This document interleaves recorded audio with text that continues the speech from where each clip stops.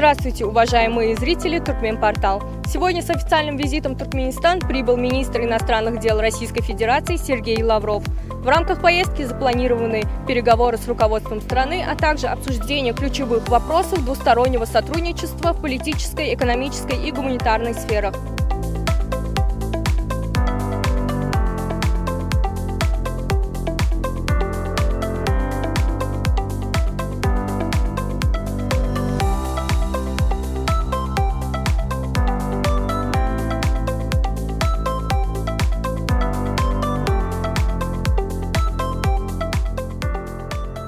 Сегодня констатировали прогресс по большинству направлений и наметили пути ускорения решения тех задач, которые пока еще в работе.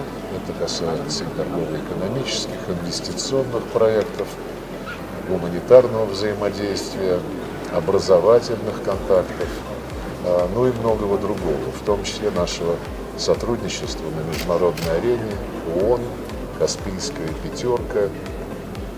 Конечно же, и те контакты, которые Туркменистан развивает с Шанхайской организацией сотрудничества, с БРИКС, с Евразийским экономическим союзом. Так что у нас очень четкая, ясная повестка дня. Будем двигаться дальше. И нынешний визит, я не сомневаюсь, внес в это движение очень полезный вклад. Спасибо.